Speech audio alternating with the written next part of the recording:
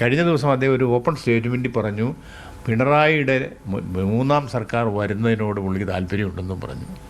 അതിനോട് യോജിക്കാൻ പറ്റില്ല. അത് ഈ ഞാൻ ആലപ്പുഴ ഭാഷയിൽ പറഞ്ഞ രണ്ടു വള്ളത്തെ പോകുന്ന പോലാണ്. രണ്ടു വള്ളത്തെ കൂടെ ഒരു പോകാൻ പറ്റില്ല. അതാണിപ്പോൾ ചെയ്തുകൊണ്ടിരിക്കുന്നത്. അത് ഒരു വള്ളത്തിലേ പോകാൻ പറ്റുള്ളൂ. തെളിച്ചൊരു കാര്യം പറയുന്നത് എല്ലാ പാർട്ടിയുമായിട്ടും പുള്ളി ഒരേ ബന്ധമാണെന്നാണ് പറഞ്ഞത്. അപ്പം ചിലപ്പോൾ ബി ജെ പിക്കാരുമായിട്ടും ബന്ധം വരുമല്ലോ.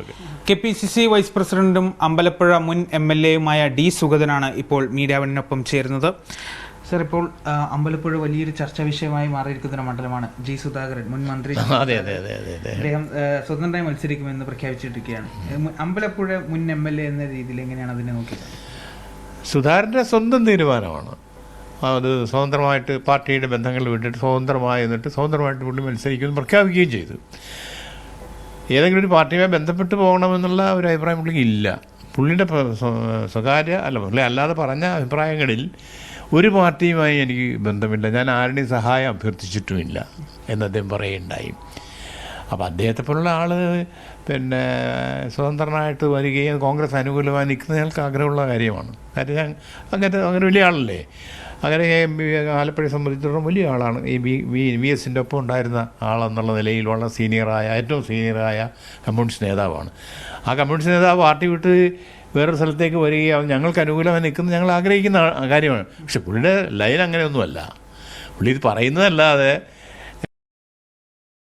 ബന്ധപ്പെട്ട പുള്ളിയുടെ അഭിപ്രായം എന്ന് മാത്രമല്ല, കഴിഞ്ഞ ദിവസം അദ്ദേഹം ഒരു ഓപ്പൺ സ്റ്റേറ്റ്മെൻറ്റിൽ പറഞ്ഞു, പിണറായിയുടെ മൂന്നാം സർക്കാർ വരുന്നതിനോട് പുള്ളിക്ക് താല്പര്യമുണ്ടെന്നും പറഞ്ഞു. അതിനോട് യോജിക്കാൻ പറ്റില്ല. അത് ഈ ഞാൻ ആലപ്പുഴ ഭാഷയിൽ പറഞ്ഞ രണ്ടു വള്ളത്തെ പോകുന്ന പോലാണ്. രണ്ടു വള്ളത്തെ കൂടെ ഒരു പോകാൻ പറ്റില്ല. അതാണിപ്പോൾ ചെയ്തുകൊണ്ടിരിക്കുന്നത്. അത് ഒരു വള്ളത്തിലേ പോകാൻ പറ്റുള്ളൂ.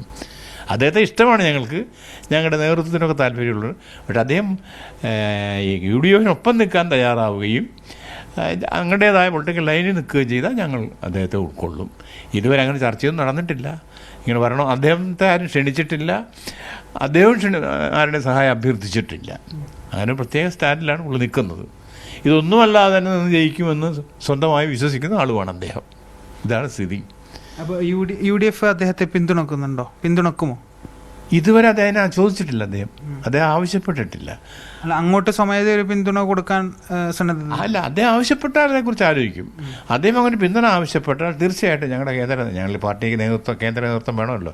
അപ്പോൾ കേന്ദ്ര നേതൃത്വം അത് ചർച്ച ചെയ്യും, അത് തീരുമാനം ഉണ്ടാവും. ഇപ്പോഴദ്ദേഹം ആവശ്യപ്പെട്ടിട്ടില്ല. അങ്ങോട്ട് ചോദിക്കാൻ പറ്റുകയല്ലോ. അദ്ദേഹം സ്വതന്ത്രനായി നിൽക്കുകയാണ്.